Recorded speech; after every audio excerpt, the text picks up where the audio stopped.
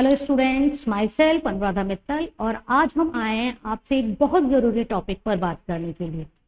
मैं बात करना चाहूँगी हमारे प्यारे उन बच्चों से जो इस वक्त 12th क्लास में हैं और आप लोग लगे हुए हैं अपनी तैयारी में। आपके प्री बोर्ड आने वाले हैं, फिर बोर्ड आने वाले हैं, लेकिन हम जिस विषय पर बात करने वाले हैं वो है व्हाट आफ्टर 12th, यानी जब आप बोर्ड के एग्जाम दे देंगे उसके बाद आपको क्या करना है। सोच रहे हैं मैडम मौज मस्ती करनी है और क्या करना है, लेकिन नहीं। देखिए, आपको कुछ प्री प्लानिंग करनी होती है, यानी जैसे कि 12th के बाद आप कौन सी यूनिवर्सिटी में एडमिशन लेना चाहते हैं, आप कौन सा कोर्स परस्यू करना चाहते हैं, यानी आपका एक ड्रीम कि मुझे मेरी मनपसंद यूनिवर्सिटी में एडमिशन मिले विथ मेरे फेवरेट कोर्स के साथ। और देखिए, अगर आपको अपना ये सपना पूरा करना है तो आपको एक एग्जाम क्रैक करना होता है जिसको कहा जाता है CUET। जो 12th के स्टूडेंट्स हैं कहीं ना कहीं उन्होंने सुना होगा, और नहीं सुना हो तो हमारी आज की वीडियो यही इंफॉर्मेशन देने के लिए है आपके पास। CUET की फुल फॉर्म होती है सेंट्रल यूनिवर्सिटी एग्जाम टेस्ट, यानी आफ्टर 12th यदि आप किसी भी इंडिया की टॉप सेंट्रल यूनिवर्सिटी में एग्जाम देंगे और उस एग्जाम के स्कोर कोड के बेसिस पर आपको इंडिया की टॉप सेंट्रल यूनिवर्सिटीज में एडमिशन मिल सकता है, चाहे वो दिल्ली यूनिवर्सिटी हो, BHU हो, अलीगढ़ मुस्लिम यूनिवर्सिटी हो, है ना, कोई भी यूनिवर्सिटी है, चाहे वो प्राइवेट है, डीम्ड है, सेंट्रल यूनिवर्सिटी है, उसमें यदि आपको एडमिशन लेना है तो आपको डेफिनेटली CUET का एग्जाम क्रैक करना होगा। यदि हम डाटा की बात करें तो देखिए बच्चों, 2022 में लगभग 9.5 लाख बच्चों ने CUET एग्जाम दिया था, और 2023 में आप सोचेंगे सीधे 10 लाख बच्चे बढ़े, और इस साल लगभग 19.5 लाख बच्चों ने CUET एग्जाम दिया। यानी हर बच्चे की दिली ख्वाहिश होती है कि 12th के बाद मुझे उस यूनिवर्सिटी में एडमिशन मिल जाए जिसमें मैं चाहता हूँ, और मुझे वो कोर्स भी मिल जाए जो मैं करना चाहता हूँ। पहले नंबर के बेसिस पे मिला जाता था, लेकिन अब एग्जाम के बेसिस पे मिला जाता है। यानी आपके 12th के बाद जो ड्रीम है उनको पूरा करने की तैयारी आपको 12th के साथ ही करनी होगी, और इसके लिए आपको थोड़ी एक्स्ट्रा मेहनत करनी है, बहुत ज्यादा एक्स्ट्रा मेहनत नहीं करनी। CUET 2024 जो होने वाला है उसके फॉर्म फेब में भरे जाएंगे, जनरली जो डेट होती है, और एग्जाम उसका मई में होता है, और उसके रिजल्ट के बेसिस पर आपको अपनी मनचाही यूनिवर्सिटी में एडमिशन मिल जाता है यदि आपका स्कोर कार्ड अच्छा हो। और उसी स्कोर कार्ड को अच्छा करने के लिए हमारा एलिगेंट क्लासेस आपको प्रिपरेशन करवा रहा है आपके CUET की एग्जाम के लिए। हम चाहते हैं कि हमारे 12th के बच्चे अपनी तैयारी अच्छे से करें और अपने मनपसंद यूनिवर्सिटी में अपने फेवरेट कोर्स के साथ एडमिशन लें। तो छोटा सा प्रयास आप सब 12th के लिए। 12th जब आप कर लेते हैं तो आपको पता है नंबर ऑफ डिफरेंट सब्जेक्ट्स आपके पास होते हैं, अलग अलग आप स्ट्रीम से होते हैं, कोई ह्यूमैनिटीज से है, कोई साइंस से है, कोई कॉमर्स से है, तो डिफरेंट सब्जेक्ट के एग्जाम्स भी आपको CUET में देने पड़ते हैं अकॉर्डिंग टू योर चॉइस, जिस यूनिवर्सिटी में आप जिस सब्जेक्ट के साथ आप एडमिशन लेना चाहते हैं। मैं आपसे जिस सब्जेक्ट की बात करूंगी वो सब्जेक्ट है आपका पॉलिटिकल साइंस। मेरा नाम अनुराधा मित्तल है, मैं 25 ईयर से पॉलिटिकल साइंस पढ़ा रही हूँ और कोशिश करती हूँ मैं अपने स्टूडेंट्स को उन ड्रीम्स तक पहुंचाने की जो वो देखते हैं। तो आज हम बात करेंगे पॉलिटिकल साइंस के सिलेबस की, जो CUET के एग्जाम में आपको अच्छा स्कोर दिलवाने में हेल्प करेगा। जब हम CUET के सिलेबस की बात करेंगे तो कहीं ना कहीं आप रिजेंबल करेंगे, मैम ये तो बिल्कुल वही सिलेबस है जो 12th का है। बिल्कुल, CUET के एंट्रेंस एग्जाम में आपका हर सब्जेक्ट का ऑलमोस्ट सिलेबस वही होता है जो आपका 12th का होता है, लेकिन हाँ थोड़ा सा हमें उसको डीप में पढ़ना पड़ता है। ठीक है, तो पॉलिटिकल साइंस की यदि हम बात करें तो उसका हम आज सिलेबस डिस्कस करेंगे और धीरे धीरे आपकी क्लासेस को स्टार्ट किया जाएगा। और देखिए बच्चों, एक तीर से कई फायदे। अगर आप हमारी वीडियोस देखेंगे तो आपको 3 बेनिफिट होंगे। पहला, आपके प्री बोर्ड आने वाले हैं, उसकी आपकी तैयारी होगी। दूसरा, आपके बोर्ड एग्जाम्स के लिए ये वीडियोस हेल्प करेंगे। और तीसरा, डेफिनेटली जो हमारा अल्टीमेट एम है, CUET क्रैक करने में आपकी हेल्प करेंगे। तो देखिए, यहाँ पर आज हम डिस्कस करेंगे syllabus of political science for cracking the CUET exam in the subject of political science. आपने 12th में देखा है और आप देख भी रहे हैं, पढ़ भी रहे हैं, आपकी 2 बुक्स हैं। आपकी जो एक बुक है वो बात करती है इंडियन पॉलिटिक्स की, और दूसरी जो बुक है वो बात करती है इंटरनेशनल पॉलिटिक्स की। सिलेबस बहुत अच्छा है, एक बुक आपको भारत को समझा रही है और एक बुक आपको विश्व को समझा रही है। तो एक एक का हम सिलेबस देखते हैं। CUET का सिलेबस कहीं ना कहीं आप देखेंगे बिल्कुल आपके 12th के सिलेबस से रिजेंबल है, तो वीडियोस आपके दोनों हेल्प करेंगी, बोर्ड में भी आपको अच्छा स्कोर दिलवाएंगी, और CUET का एग्जाम तो हमारा मेन मोटिव है, उसको भी क्रैक करेंगे। देखिए बच्चों, जो आपकी बुक है politics in Indian since independence, उसकी बात करते हैं। इसमें जो आपका सबसे पहला पॉइंट लिया गया है that is era of one party dominance. यानी इसमें हम क्या पढ़ेंगे? देखिए, आपको पता है कि 1947 में इंडिया इंडिपेंडेंट हुआ विद द पार्टीशन, और 1952 में हमने हमारे फर्स्ट जनरल इलेक्शंस करवा लिए, और आज तक 17th लोकसभा इलेक्शंस हम करवा चुके हैं। तो फर्स्ट से लेकर 17 तक जो जनरल इलेक्शंस हुए, उसमें एक पीरियड ऐसा था जिसमें कांग्रेस पार्टी ही बार बार इलेक्शन जीत के आ रही थी, और उस पीरियड को क्या कहा गया था? Era of one party dominance. यानी मल्टी पार्टी सिस्टम था इंडिया में, लेकिन फिर भी एक पार्टी की डोमिनेंस रही, और that party was the Congress. कैसे डोमिनेंस रही, कैसे इलेक्शन जीता, कितने वोट्स मिले, क्या उसका डोमिनेंस का उसका बेनिफिट क्या हुआ, उसके हमें नुकसान भी क्या हुए, वो सारा हमें इस चीज में आपको पढ़ना है। 3 जनरल इलेक्शंस पढ़ेंगे।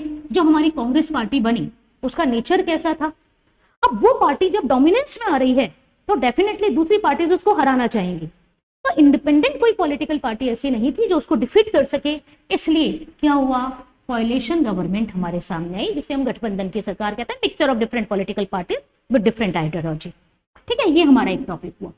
दूसरा टॉपिक है nation building and it's problems. It means जब हमारा इंडिया इंडिपेंडेंट हुआ 1947 में, हमारा प्यारा भारत आजाद हुआ, तो देखिए हमारे जो लीडर्स थे, जो हमारे पॉलिटिकल लीडर्स थे, उनके सामने नंबर ऑफ चैलेंजेस थे।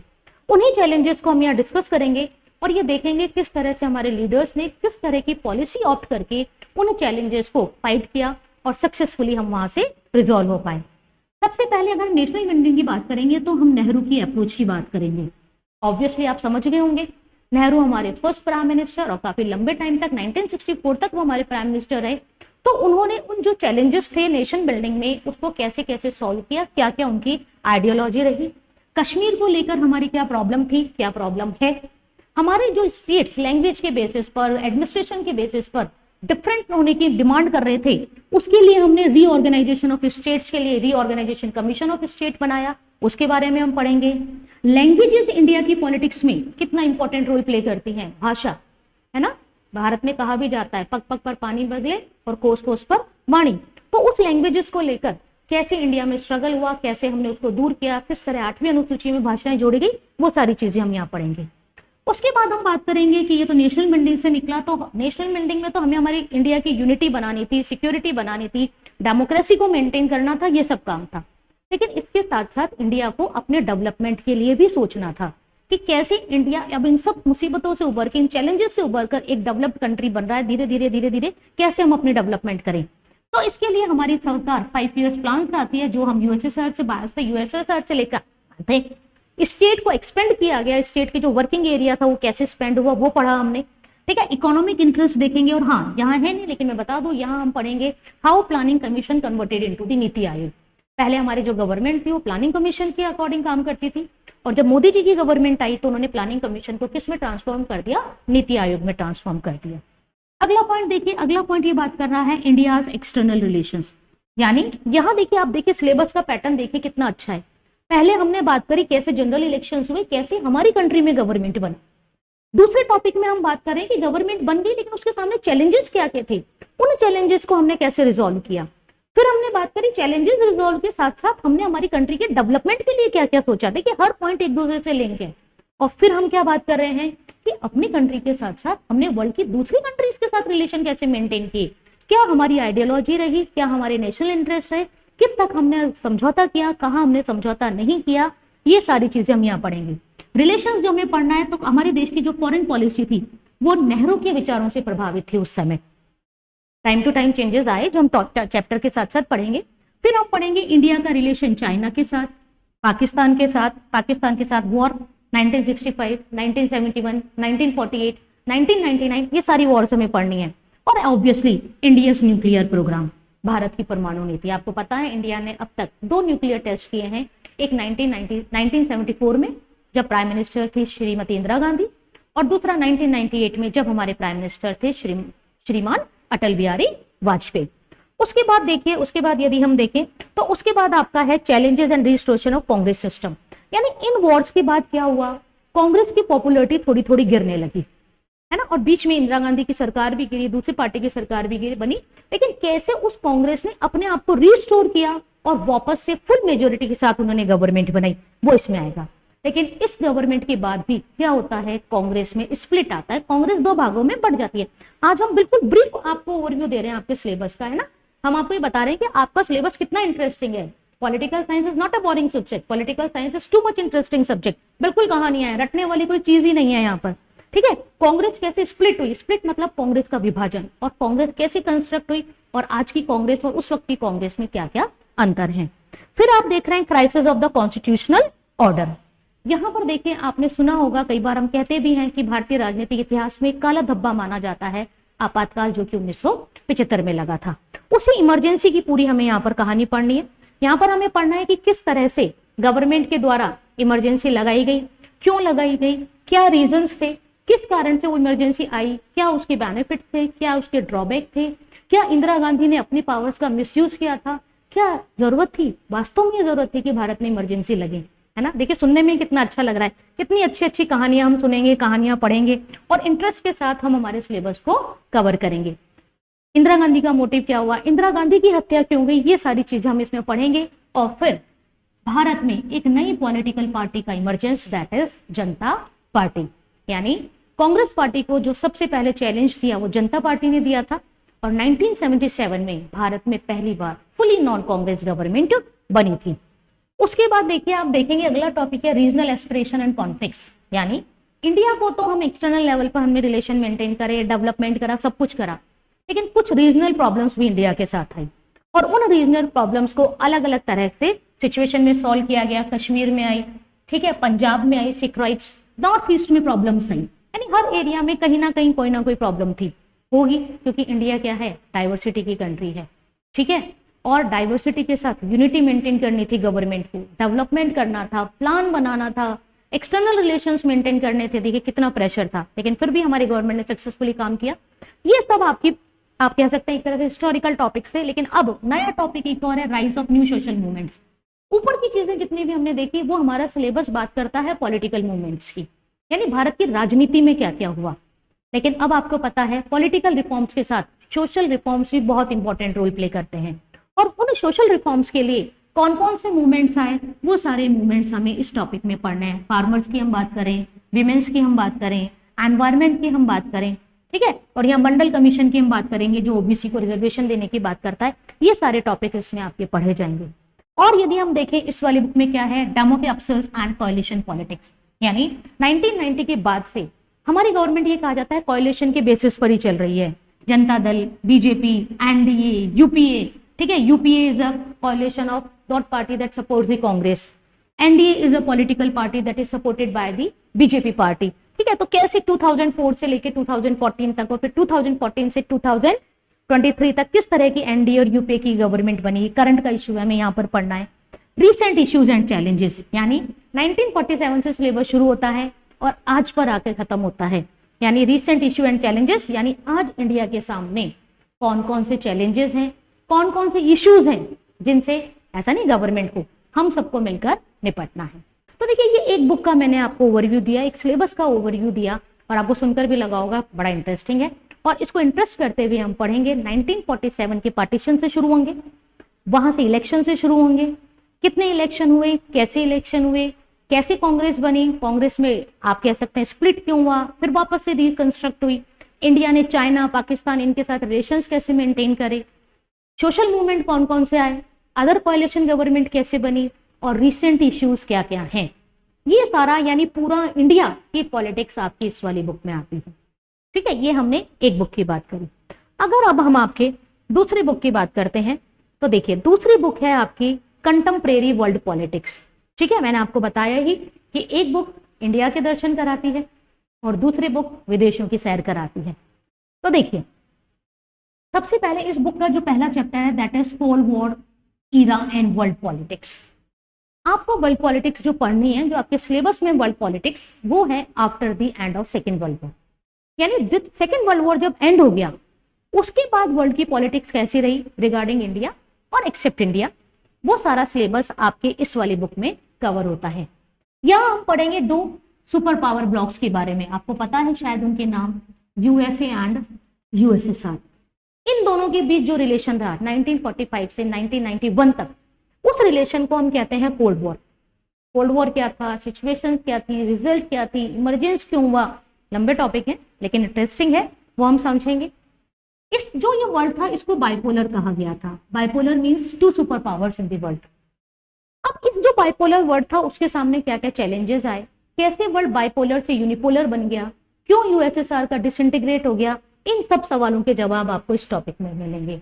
और इंडिया ने मना करा, ना मैं यूएसए में जाऊंगा ना मैं यूएसएसआर के साथ, यानी India never joined the bloc of USA and never joined the bloc of USSR and India opt a new policy that is known as non aligned movement.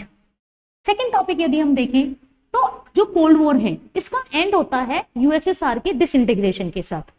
1991 में यूएसएसआर 15 स्टेट्स में disintegrate हो जाता है और USSR को take over कर लिया जाता है रशिया के द्वारा। इतनी सुपर पावर जो 1945 में सुपर पावर थी, अमेरिका को चैलेंज दे रही थी, ऐसा क्या हुआ कि वो 15 छोटे छोटे राज्यों में बट गया। ये कहानी भी हमें पढ़नी है। Disintegration of USSR, Balkan states हम देखेंगे क्या है, सेंट्रल एशिया की स्टेट्स हम देखेंगे, और जब इस इंटीग्रेशन के बाद इंडिया के रिलेशन रशिया के साथ कैसे रहे वो भी हमें पढ़ना है। रशिया हमारा फॉरएवर फ्रेंड है और शायद रहेगा भी। उसके बाद देखिए जब यूएसएसआर डिसइंटीग्रेट हो गया तो यूएस की डोमिनेंस आ जाती है वर्ल्ड पॉलिटिक्स में, जिसको यूएस हेजेमनी भी कहा जाता है। यानी यूएसए ने सोचा यूएसएसआर तो डिसइंटीग्रेट हो गया, अब all power are in resides in me and USA behave like a dominating country. उसने कहाँ डोमिनेट किया, यूनिलिटरिज्म आ गया, अफगानिस्तान में इंटरफेरेंस किया, फर्स्ट गल्फ वॉर देखें आप, 1911 का अटैक इराक पे वो देखें हम, चैलेंजेस यूएस इकोनॉमी को किसने दिया, और India's relationship with the USA, यानी इंडिया के रिलेशन कैसे रहे यूएसए की, वो सारी कहानी हमें इसमें पढ़नी।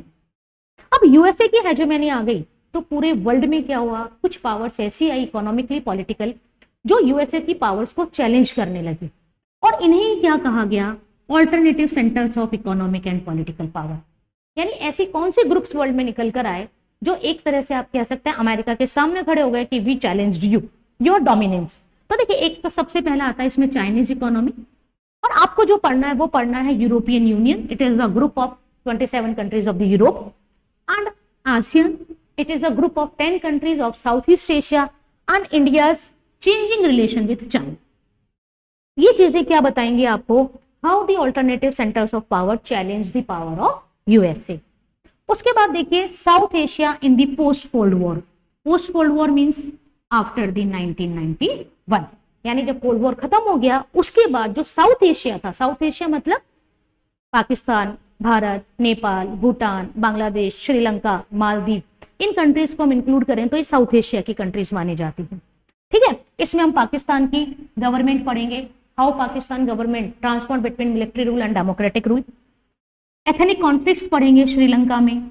नेपाल में हम पढ़ेंगे, पहले नेपाल में मोनार्की थी, आज डेमोक्रेसी है, कॉन्स्टिट्यूशनल डेमोक्रेसी है, वो कैसे चेंजेस हुआ। ग्लोबलाइजेशन पढ़ेंगे कि ग्लोबलाइजेशन का क्या इंपैक्ट है, और इंडिया के रिलेशंस पढ़ेंगे विथ इट्स नेबर्स। उस वाली बुक में भी हम पढ़ के आए और यहाँ पर भी हम पढ़ेंगे। उसके बाद यदि हम बात करें तो उसके बाद आपकी बुक में अगला जो टॉपिक है दैट इज इंटरनेशनल ऑर्गेनाइजेशंस।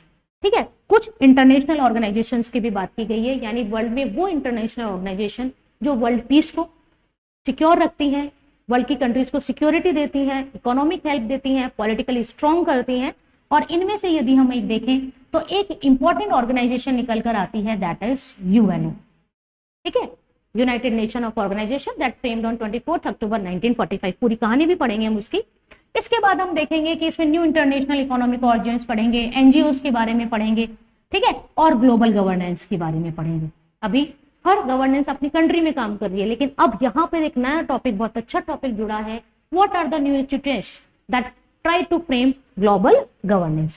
उसके बाद सिक्योरिटी। ठीक है, आप इंटरनेशनल ऑर्गेनाइजेशन बना रहे हैं, कंट्रीज इंडिपेंडेंट होके आ रही हैं, सेकेंड वर्ल्ड वॉर के बाद ऑलमोस्ट कंट्रीज जो कॉलोनीज थी, इंपीरियलिज्म से बहुत थी परेशान थी, वो सब फ्री कर दी गई। तो उनके सामने जो कंटेम्प्रेरी वर्ल्ड था उसमें सिक्योरिटी की पॉलिसीज कैसे बनेगी, पॉलिटिक्स कैसे हुई आपकी, ठीक है, और अनफॉर्मल इश्यूज को भी लिया गया, जैसे poverty, health, education, human rights, migration. ये अनफॉर्मल इश्यूज हैं, यानी पॉलिटिकल जो थे, फॉर्मल इश्यूज तो चल ही रहे थे, फॉरेन पॉलिसी हुई, आपके चैलेंजेस हुए, इकोनॉमी हुई, लेकिन अनफॉर्मल इश्यूज को भी यहाँ पर कंसिडर किया गया है। उसके बाद देखिए एनवायरमेंट, बहुत इंपॉर्टेंट इश्यू है, और natural resources in global politics, यानी एनवायरमेंट और जो नेचुरल रिसोर्सेज हैं कैसे किसी कंट्री को पॉलिटिक्स को स्ट्रॉन्ग करने में हेल्प करती हैं या कैसे उनकी कमी उसकी पॉलिटिक्स को वीक कर देती है। इंडिया का क्या स्टैंड है ग्लोबल एनवायरनमेंट में, वो डिबेट्स में क्या उसका ओपिनियन रहता है, वो चीज यहाँ पर हम पढ़ेंगे। और लास्ट हमारा टॉपिक रहेगा globalisation and its criticism. Globalisation के बारे में आपने सुना होगा। ग्लोबलाइजेशन एक ऐसा कंसेप्ट है जो पूरे वर्ल्ड को एक विलेज बनाना चाहता है, यानी पूरा वर्ल्ड एक छोटा सा गांव बन जाए, एक वैश्विक अवधारणा बन जाए, जिसमें हर व्यक्ति, हर वस्तु, व्यापार, सेवा सब इजीली एक दूसरे के साथ ट्रांसफर हो सके और हम एक दूसरे की हेल्प लेकर वर्ल्ड को एक अच्छे लेवल पर ले जा सकें। तो क्या ग्लोबलाइजेशन अच्छा है, एंटी ग्लोबलाइजेशन होना चाहिए, प्रो ग्लोबलाइजेशन होना चाहिए, इन सब बातों के बारे में हम यहाँ पर बात करेंगे। सिलेबस इंटरेस्टिंग है और मैंने आपको बताया आपकी हर जगह हेल्प करेगा, आपका प्री बोर्ड हो, आपका बोर्ड हो, और ऑब्वियसली मेन मोटिव तो हमारा यही है कि हम 12th के बाद बच्चों को सीयूटी एग्जाम की बहुत अच्छी प्रिपरेशन कराएं ताकि उन्हें अपनी मनचाही यूनिवर्सिटी में अपने फेवरेट कोर्स के साथ एडमिशन मिल जाए। और यदि स्टूडेंट्स को हमारे एफर्ट से ऐसा मिलता है तो शायद हमारे लिए सबसे बड़ा रिवॉर्ड यही होगा। Thank you all of you, all the best for your all the exams. मिलेंगे आगे फिर पॉलिटिकल साइंस सब्जेक्ट को लेकर नई वीडियो के साथ। Thank you, have a good day.